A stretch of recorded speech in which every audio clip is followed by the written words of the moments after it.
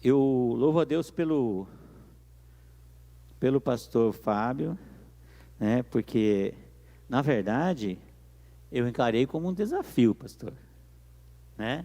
Eu encarei como um desafio.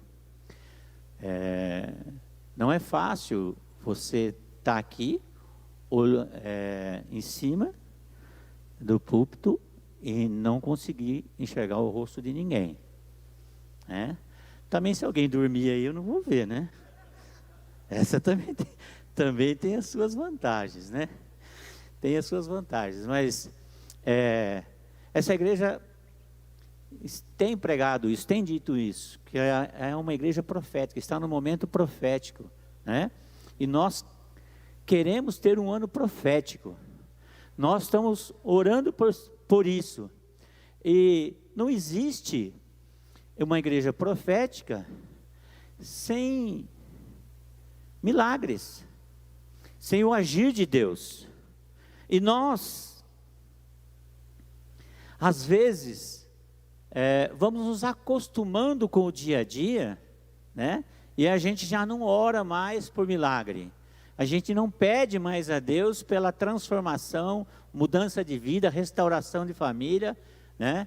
E eu louvo a Deus por essa igreja estar caminhando para isso, para o profético, né? E existe uma igreja que está olhando para o profético que não tem promessa?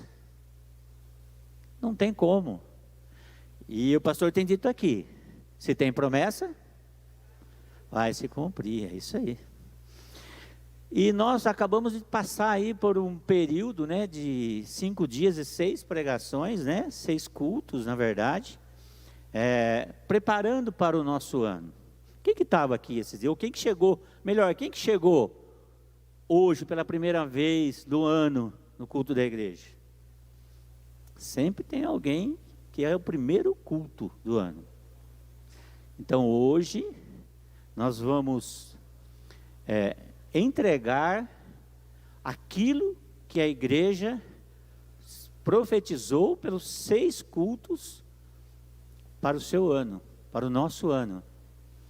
Hoje é o primeiro dia, porque se acabou esses 6 dias, então hoje é o primeiro culto que começa a se cumprir o que nós aprendemos, o que nos foi ensinado, o que foi nos ministrado para nós esses dias. Nós precisamos trabalhar na nossa vida o profético, né? E às vezes tem essa confusão de profecia, profético, propósito, palavra de revelação. Como é que funciona tudo isso na nossa mente, né? A profecia, né? Profetizar, lá em 1 Coríntios 14, ele diz que quem profetiza para crescimento, entendimento, exortação de todos nós. Então, a profecia, profetizar, não é simplesmente receber uma informação de Deus sobre o futuro que a pessoa pode acontecer. E quando a igreja é profética, é uma igreja que declara, porque pela palavra do Senhor, o mundo foi criado. E a palavra não volta vazia, né? Quando o Senhor dizia assim, quando perguntavam para ele, quem é você? Eu sou o que sou, ou eu sou o grande eu sou. Ele não estava sendo arrogante, ele estava simplesmente declarando quem ele é. E nós temos que usar esse exemplo para a nossa vida. Nós temos que declarar quem nós somos. Nós somos filho do rei. Nós somos aquele que foi escolhido por Deus. Nós somos aqueles que fomos adotados. Isso gera motivo de ter dado glória. Então, amados, hoje o nosso assunto vocês vão me perdoar que eu vou ter que olhar, está em letra grande, tá? Mas nós vamos chegar lá. O preço da promessa. Esse é o nosso tema hoje. Uma jornada de fé. Como assim, pastor? O preço da promessa? Todos nós temos promessa. Seja ela colocada no nosso coração, seja ela dita por alguém, seja ela através de uma palavra, nós recebemos promessa. Isso é ministrado no coração. A profecia nada mais é do que aquilo que você já sabe. É só a confirmação. A promessa é aquilo que já está no teu coração. Mas só que a promessa é entregue para nós hoje e a gente recebe amanhã mesmo. Normalmente não é assim não. Porque quando existe uma promessa, existe uma jornada até chegar na promessa. Quando te digam alguma profecia, na qual você no dia seguinte já recebe, isso não é promessa. A gente não pode confundir.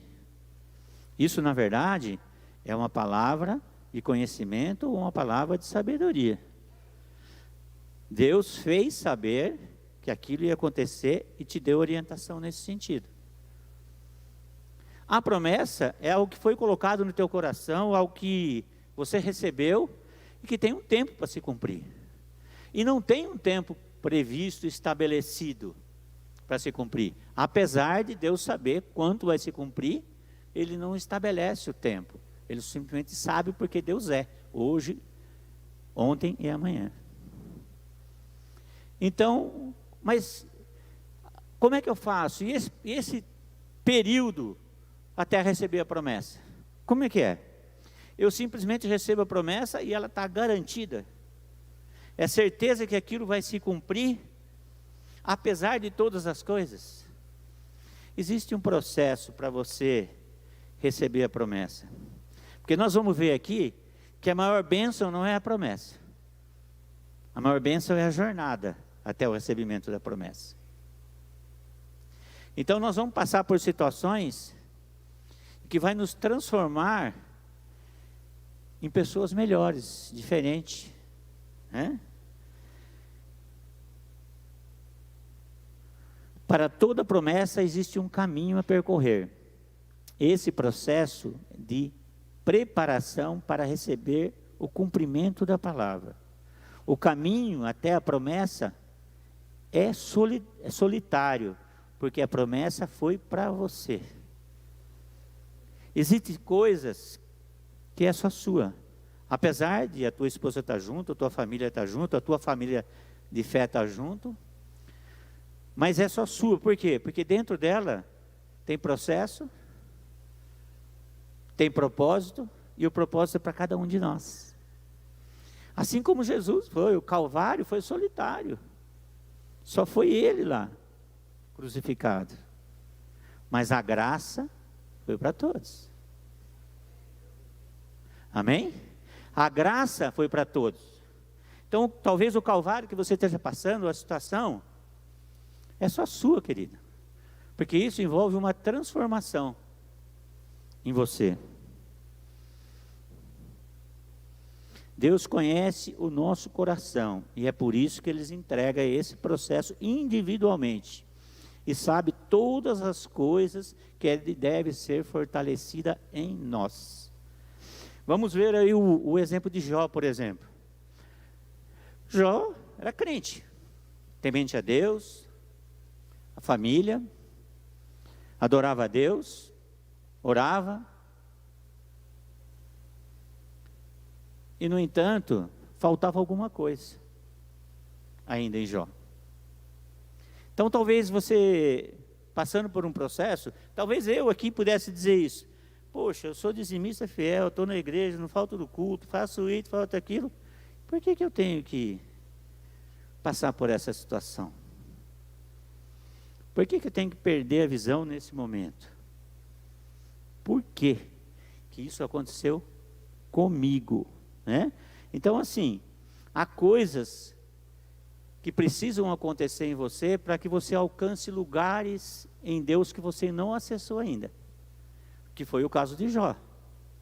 Jó, quando chegou no final do processo dele, depois de todo o passado, tudo aquilo que vocês sabem já, que a gente já está cansado de saber sobre Jó, ele declara lá no 42, que ele conhecia Deus de ouvir falar, mas agora verdadeiramente eu te conheço. Essa foi a declaração. Então, queridos, tem lugares em Deus que a gente só acessa ou só consegue chegar a partir de um processo desse, seja de saúde, seja financeiro, seja o que for. Mas a intimidade que você ganha nesse processo é uma coisa absurda. Um dia antes da minha primeira cirurgia, à noite, contei isso para o pastor até, eu tive um sonho que não é sonho. Sabe aquele sonho que é muito nítido, que você lembra até hoje nos mínimos detalhes? E ali sempre foi dito do ministério de libertação, enfim, de cura. E aí eu sinto que eu fui levado e entrei não era bem uma casa, era um local, um salão grande com algumas repartições. E ali eu senti a presença de uma pessoa aqui atrás, com a mão nas minhas costas e me levando naquele local. E ali ele estava me mostrando todas as hostes espirituais, as potestades, os principados, ali via sendo mostrado. E ali aparecia Cosme e Damião, duas criancinhas correndo, se escondendo ali atrás. Apareceu um demônio assexuado, totalmente, se eu descrever o corpo para vocês aqui, é uma coisa bizarra, né? E aí eu fui levado em todos eles. E aí chegou num local e abriu uma porta, tinha várias pessoas sentadas assim, em volta de uma mesa, tinha várias imagens, todos os tipos que vocês puderem imaginar, na parede. E eu olhava as pessoas, não eram as pessoas com cara de maligno, eram senhores, senhoras, jovens, mas todos tranquilinhos, com camisa assim que nem a minha, tudo tranquilo. E aí ele falou, eles estão orando para derrubar todos aqueles que lutam contra eles. Dali eu fui tirado, fui levado numa outra sala, na porta, aí eu olhei um ponto desenhado no chão assim, e naquele momento alguém tentou me empurrar lá dentro, mas quem estava comigo era mais, né? Só pôs a mão no ombro, e a pessoa não conseguiu. Aí eles estão tentando te levar, se você cair, aí eles acabam com você. E continuou essa jornada. Quando foi no final, que eu estava para sair, aí me mostrou uma pessoa, uma senhora normal, mas aí estava indo para cima da minha esposa. E aí eu me desequilibrei e quis pegar a unha, aquele espírito, quis dar um jeito ali. Foi nesse momento que eu recebia a mensagem. Ela foi liberta, saiu daquele local e foi dito assim para mim: é por isso que você veio hoje aqui, para você entender que o domínio próprio, sem o domínio próprio, você não consegue fazer libertação de ninguém. Nem mesmo contra eles você tem que se irar. Por quê? Porque eles não merecem, porque eles merecem respeito? Não, porque abre legalidade na tua vida. Você lembra que Jesus foi levado e ele ficou ali com o demônio e venceu ele pelo quê? Pela palavra. Então não adianta eu gritar para libertar uma pessoa, não adianta eu me irar, muito pelo contrário, eu vou abrir legalidade. Então, eu aprendi uma lição muito valiosa nesse dia. Só isso para mim já valeu o que eu estou passando. Porque depois dali teve outros desdobramentos na minha mente sobre isso. Então, amados, tudo que você estiver passando, tudo que você estiver nesse momento tendo que lutar, que guerrear, tudo é momento para crescimento da tua vida espiritual, material e tudo. Olha só o que diz Romanos 12, 12. Alegrem-se na esperança, sejam pacientes na tribulação, perseverem em oração. Olha só, alegrem-se na esperança e sejam pacientes na tribulação. É fácil ser paciente na tribulação? Não é fácil. Mas quando ele diz aqui, ó, alegrem-se na esperança, eu tenho uma coisa comigo sobre esperança e aliança, que isso Deus me deu. O que significa esperança? Para mim, significa esperar na aliança. E qual aliança? A aliança que eu fiz com Deus. Se eu fiz uma aliança com Ele, Ele vai me honrar. Se você fez uma aliança com Deus, Ele vai te honrar. É só você perseverar na esperança que Ele vai fazer na tua vida muito mais do que você imagina. Porque você tem uma aliança com aquele que criou o céu e a terra. A nossa aliança garante a nossa esperança. O nosso esperar está na aliança. Essa aliança que Ele fez a preço de cruz. Ele restaurou a preço de sangue. E nós temos que crer que essa aliança é o que vai fazer o nosso ano de 2024, a nossa vida, a nossa família, o nosso trabalho. Deus fez uma aliança com você. Não foi o pastor que pregou, não fui eu, não foi nada, foi Deus que fez essa aliança contigo.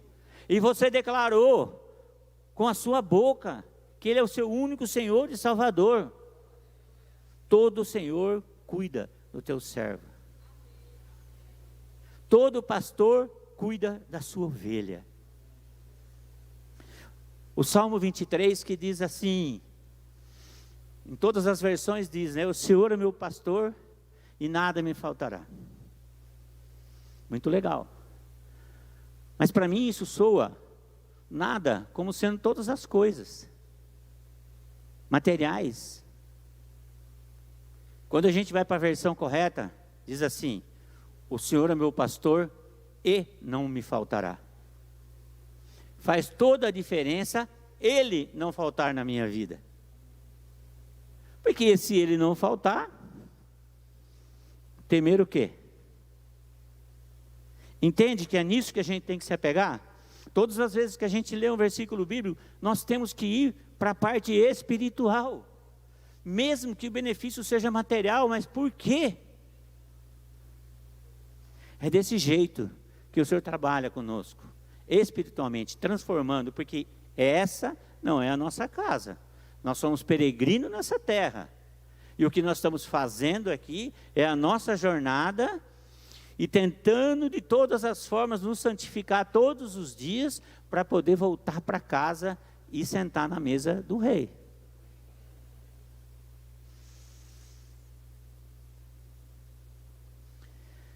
Então, quando a gente fala de promessa, eu vou falar de algumas coisas aqui, que a promessa está incluso dentro da promessa. Se você recebeu a promessa, vai ter essas coisas aqui. Porque eu cansei de ver gente falando, poxa, mas eu não entendo o que está acontecendo isso. Eu tenho promessa. Ei, promessa não é uma blindagem. Promessa é aquilo que Deus dá para nós, a não ser a promessa da vida eterna, mas promessa é aquilo que Deus dá para nós, para que nós podemos manter no propósito.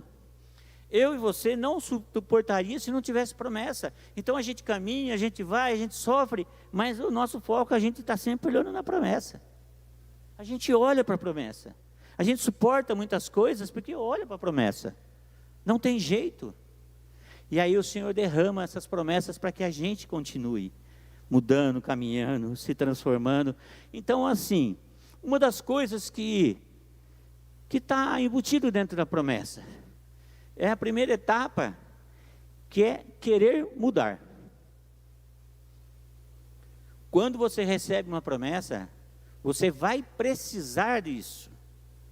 Você vai precisar querer mudar. Olha só, 1 João 1:9. Se confessarmos os nossos pecados, Ele é fiel e justo para perdoar todos os nossos pecados e nos purificar de toda a injustiça. Ora, estamos vendo aqui uma das grandes lições, que é perdoar, é confessar os nossos pecados. Porque assim, ó, imagina que você está devendo muito.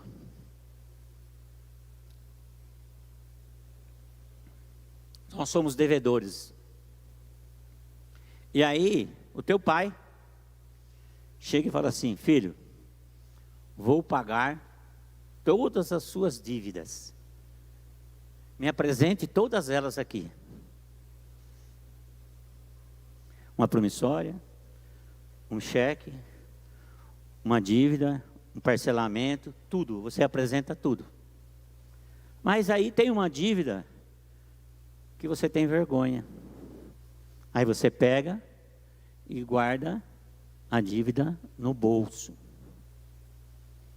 Passa todas aquelas para o pai. O pai vai lá e paga cada uma delas. Todas as dívidas suas. Aí, já assustei, achei que ele já estava no fim. Aí, queridos, o senhor vai lá e paga a promissória, paga o cheque, paga o cartão, paga tudo. Paga todas as suas dívidas.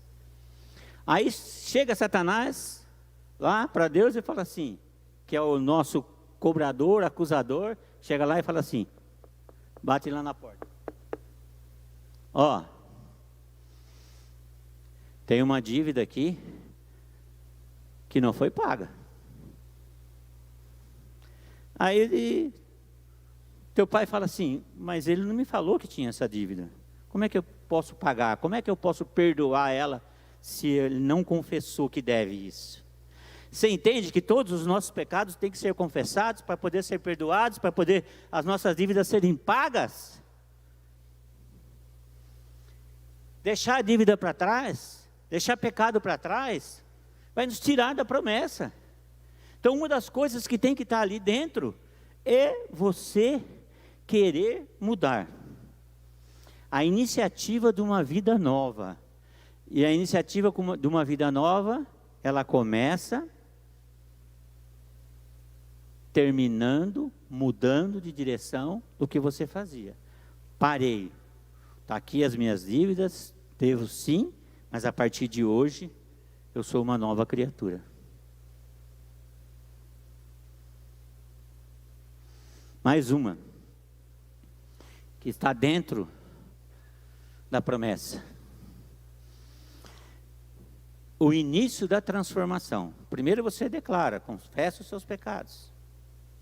E aí você começa o início da transformação. Número 2. Romanos 12:12. Portanto, irmãos, rogo pelas misericórdias de Deus, que se ofereçam em sacrifício vivo, santo e agradável a Deus. Este é o culto racional de vocês. Não se amolde aos padrões deste mundo, mas transforme-se pela renovação da sua mente, para que sejam capazes de experimentar e comprovar a boa e agradável e perfeita vontade de Deus. Não se amoldem aos padrões desse mundo. Todos nós que saímos do velho mundo e viemos para Cristo, nós tivemos que ter transformação. E você sabe o que está acontecendo hoje? Não sou contra a mídia social, nada não, querido, eu trabalho com isso. Mas está sendo entregado para nós como manjar todos os dias, para a gente se amoldar ao mundo que está para vir aí. Do anticristo, de tudo aquilo que está sendo colocado todos os dias na nossa frente, através das telas, das pessoas, enfim, tudo. O que nós temos que fazer?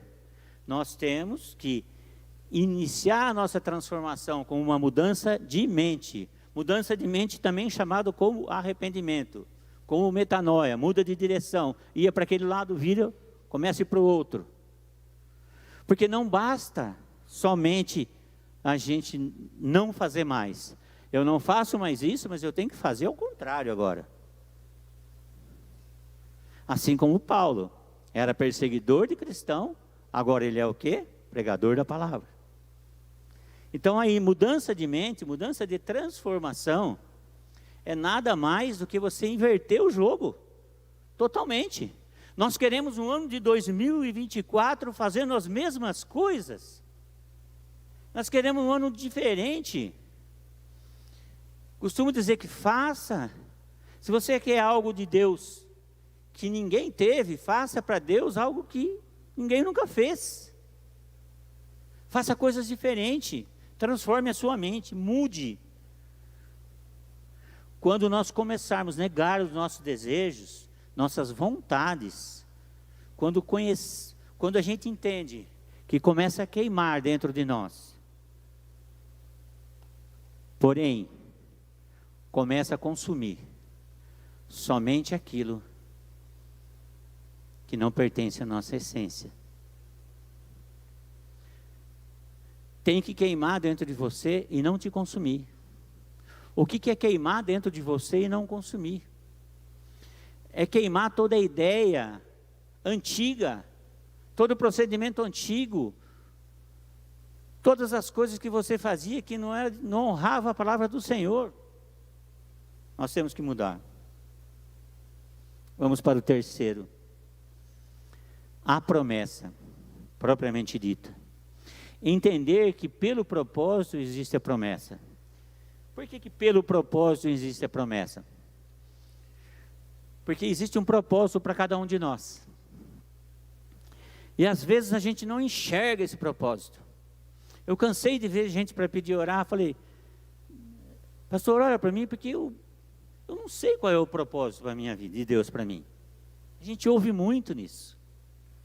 Então é colocado às vezes uma promessa na sua vida,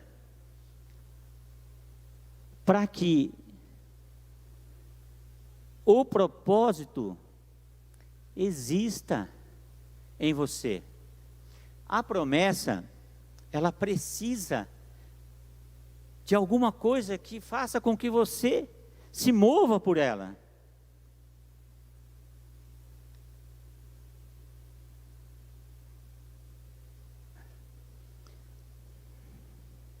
Vamos lá em Isaías 26:3. Tu, Senhor, guardarás em perfeita paz aquele cujo o propósito está firme, porque em ti confia. Olha só, vou repetir, Isaías 26:3. Tu, Senhor, guardarás em perfeita paz aquele cujo o propósito está firme. Ou seja, nós precisamos estar firmes no propósito, e aí o Senhor nos guardará.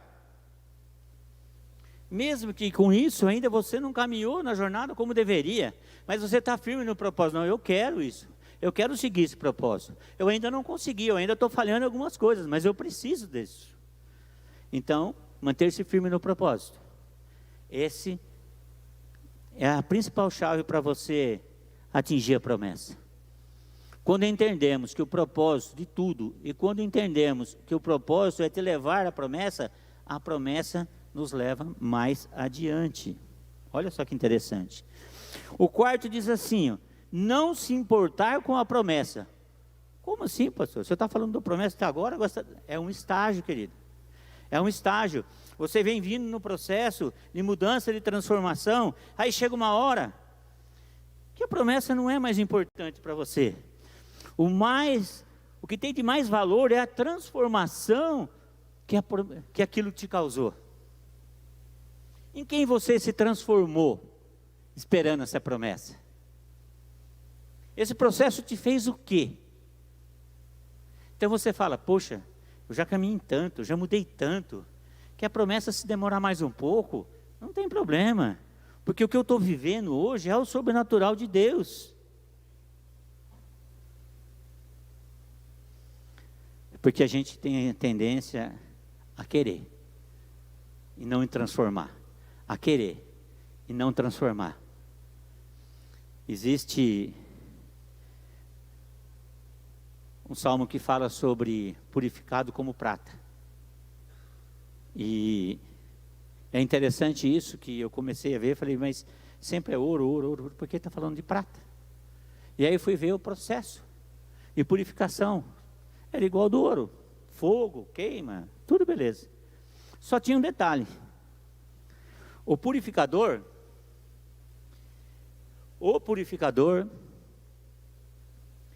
ele purifica a prata. E quando ele sabe que a prata está purificada, quando ela reflete a imagem do purificador. Entendeu, queridos? Você vai ser purificado, mas quando você refletir a imagem do Senhor, o purificador fala: esse é meu filho amado, esse é meu filho que recebe a promessa, porque ele já se purificou, e ele reflete a minha imagem, para quem possa ver. Aleluia. Quinto, aceitar o processo. Entender que as batalhas são os meios de purificação. Meus irmãos, considerem motivo de grande alegria, hein? O fato de passarem por diversas provações. O que o Tiago está falando, filho? Pastor Rosolém, desculpe, vocês conhecem como Carlinhos, aqui lá fora era Rosolém. Pastor Rosolém, Pastor Carlos, seguinte, você está passando por todo esse perrengue aí? Estou. Motivo de alegria. Se o pastor falar isso para você, o que você vai falar para ele? Motivo de alegria? Por quê? Porque sabe que está ocorrendo uma transformação. Sabe que dali alguma coisa vai sair de bom. Quando você tem certeza onde vai chegar, o processo é apenas um detalhe para colaborar com algo. Ô, irmão, glória a Deus. Eu sempre trago uma toalhinha ou um guardanapinho. Eu transpiro absurdamente. Absurdamente. Eu costumo dizer que é o fogo do Espírito. Aleluia. Vamos lá, estamos chegando no final. Sexto, entender o propósito. Quando a visão não está mais na promessa, mas em quem prometeu. Olha só, já não é mais o processo, você começa a tirar a sua visão naquilo que vai ser a sua bênção, para começar a colocar a sua visão em quem prometeu.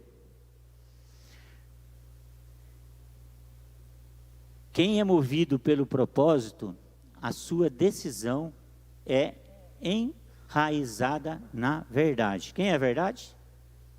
Jesus.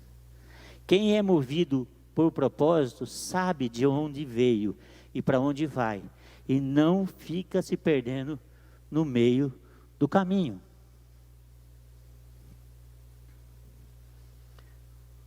O que é se perder no meio do caminho?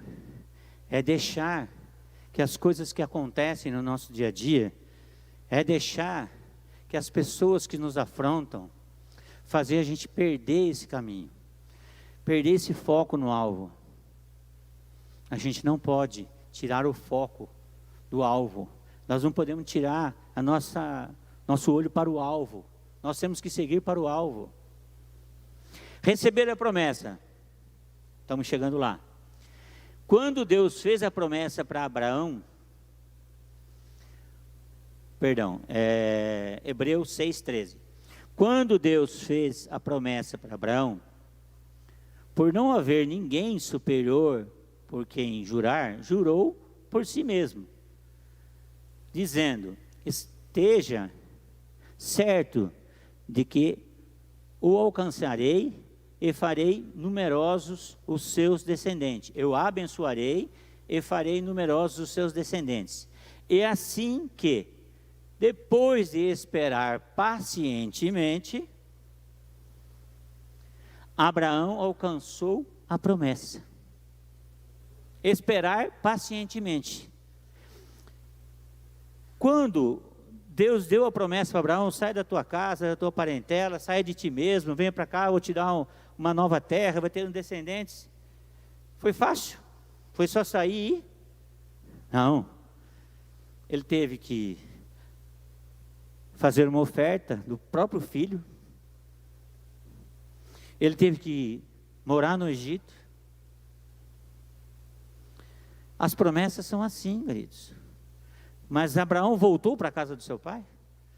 Em algum momento você vê Abraão dizendo que queria voltar para a terra dele? Ele esperou pacientemente. Se você tem promessa, você vai receber pacientemente.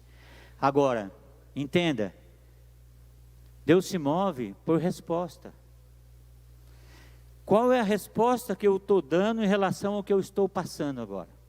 Eu estou murmurando, reclamando ou não? O povo saiu do Egito e ficou murmurando o tempo todo. Qual foi a resposta que eles deram para ele? Entraram na terra prometida? Não. Entende que a promessa precisa que você faça a sua parte. É necessário que você não murmure, que você espere pacientemente. Qual é o tempo? O tempo de Deus. Dê a resposta certa para ele. Vai tudo bem. Dê a resposta certa. Uma promessa é tão somente o que nos mantém no propósito. O Senhor entrega a promessa para que eu e você, nós fiquemos ainda no propósito dele. Quem tem promessa aqui para 2024? Sabe o que a gente vê? Ultimamente, o ano passado, vi muito isso. As igrejas pregando o avivamento. Estava falando com o pastor essa semana sobre isso.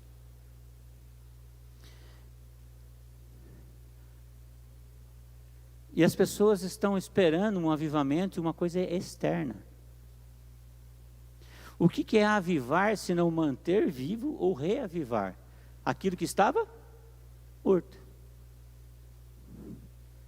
Se já estava morto, um dia teve aí, em mim e em você. Lembra do primeiro amor? Você quer reavivar aquele lá. Então você deixou morrer? Eu deixei morrer?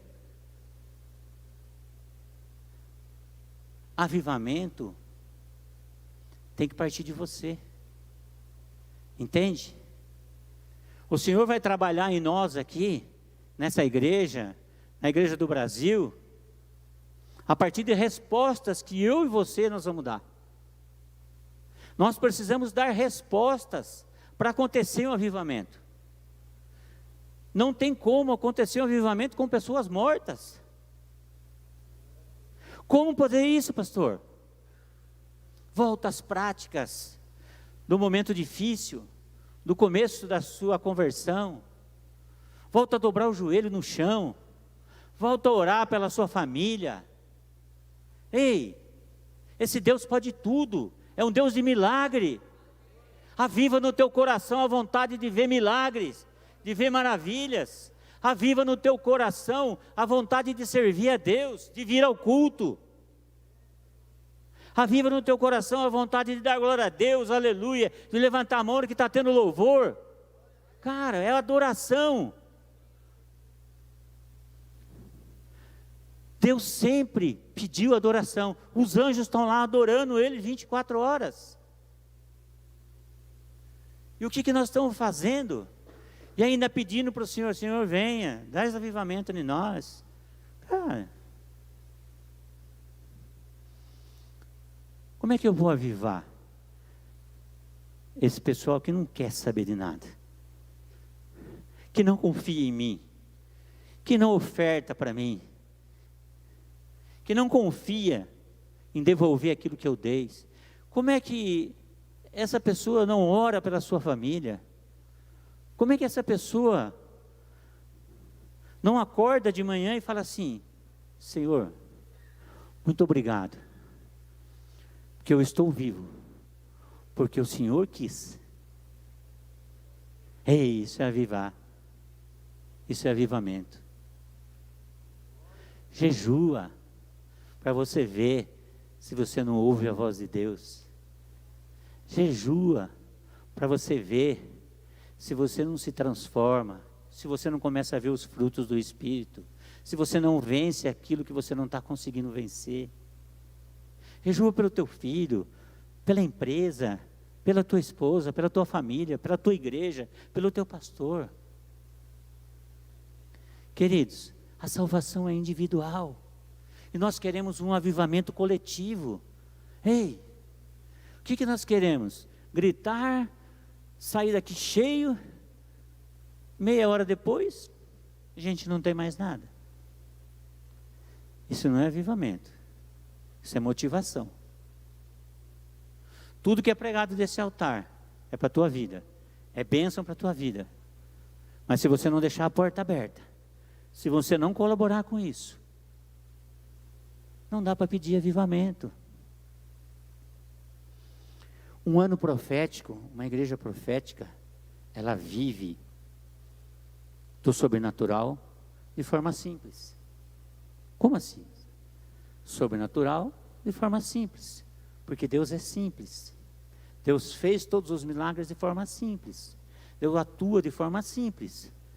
Mesmo até os dons de maravilha que eu já tive oportunidade de presenciar, é de forma simples.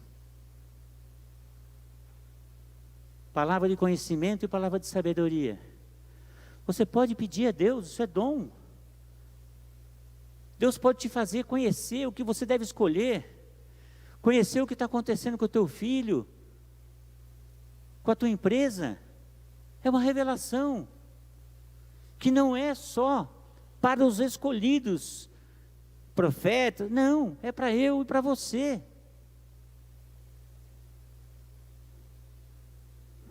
A gente tem que ter audácia, coragem de abrir a boca, de falar. Sabe por quê? Porque é assim que é o nosso treino. Eu me lembro até hoje, num dia, que eu estava numa igreja, e no final, o pastor da igreja falou: ajuda a orar aqui, para todo mundo. Começo, né? Bem no começo do ministério. E aí formou aquela fila, e naquele lugar as pessoas têm o hábito, pastor, de trazer fotografia, roupa, eles têm o hábito. E aquela senhora, bem simples, veio até mim com uma foto. Tinha 4 pessoas naquela foto. Eu fui orar, o Senhor falou assim: fala que Deus está cuidando deles lá na cadeia. Está cuidando na cadeia. Falei: Jesus amado, como é que eu vou falar para a mulher isso? E se esse povo não estiver preso? Como faz? Mas eu havia recebido uma palavra: o Senhor responsabiliza por aquilo que Ele te der. Eu falei: bom, não é uma responsabilidade minha agora, estou nem aí. Cheguei para ela com todo jeito e falei: ó, cocei a cabeça. Quem daqui está preso? Falou: dos 4 tem 3. Dos 4 tem 3. Se eu tivesse me acovardado naquele momento, eu não conseguia entender como Deus atua nesse momento. E aí Deus apontou um. Esse, as portas já estão se abrindo para ele. Não demorou 3 meses. Um daqueles que estavam lá, que é justamente o filho, os outros 2 eram sobrinho, ele foi liberto. Para a honra e glória do Senhor. Palavra de sabedoria e conhecimento. Isso não é profecia. está disponível para você, para você, para você, para você, para você, para mim. O que precisa isso? Joelho no chão, cara no pó, intimidade com Deus, oração. Você vai ver que o que Deus te der, você vai entregar. Você pode errar? Pode errar. Mas a palavra diz que a gente tem que buscar isso com zelo. Buscar. Pastor, como foi a primeira pregação do senhor aqui? Foi uma benção? O senhor lembra da primeira ou não? Ele falou misericórdia. Pois é. Precisou do quê? Prática. Certo, pastor? O senhor também? Todo dia, todo mundo tem o dia mau. Eu preguei numa igreja uma vez, eu fiquei 3 dias estudando dia e noite, pastor. Foi a pior pregação que eu já fiz na minha vida. O pastor nunca mais me chamou, nem conversou comigo no WhatsApp. E eu fiquei envergonhado do que eu fiz naquele púlpito. Nunca mais eu cometo aquele erro. Porque eu não deixei a parte do Espírito Santo trabalhar. Quis eu fazer com as minhas mãos. Entende? Dobra o joelho e deixa Deus fazer a parte dele e faça a sua. Traga o avivamento para a sua vida, para a sua família. Traga o avivamento. Você que veio hoje aqui com esperança de mudança de vida em 2024, no trabalho.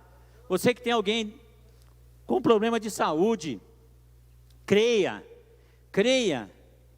pelo avivamento que está em você, que isso vai acontecer. Creia que o altar ele não toma, o altar devolve. Entende que tudo que está sendo feito aqui está devolvendo para você, devolve pela tua adoração. Se alguém daqui profetizar na tua vida, se alguém apontar você e falou, você amanhã vai receber uma bênção, o altar está devolvendo aquilo que você está fazendo.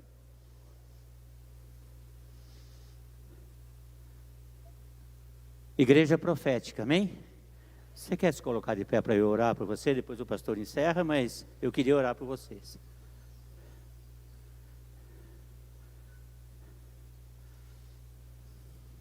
Senhor, esse aqui é o teu povo, Pai. Nós estamos ainda no começo do ano de 2024. Nós sabemos aqui, Pai, que existem muitas necessidades. Existe gente aguardando a promessa, existe gente passando processo, existe gente querendo mudar de vida. Pai, entra no coração deles, Pai. Restaura a esperança, a confiança, naquela aliança que o Senhor fez com cada um deles. Que eles possam, Senhor, ter um avivamento genuíno de dentro para fora, Pai. Que não seja nós aqui, Senhor, dizendo dê glória a Deus, diga aleluia. Não, que ele possa espontaneamente sentir a vontade de glorificar o teu nome, Pai. Que as bênçãos do Senhor sejam derramadas hoje, nesse culto de início de ano. Que possa ser um gatilho para tudo aquilo que você vai fazer de adoração ao Senhor. Porque Ele quer mudar, vai mudar a sua vida. Em nome do Senhor Jesus. Amém? Você pode aplaudir o Senhor?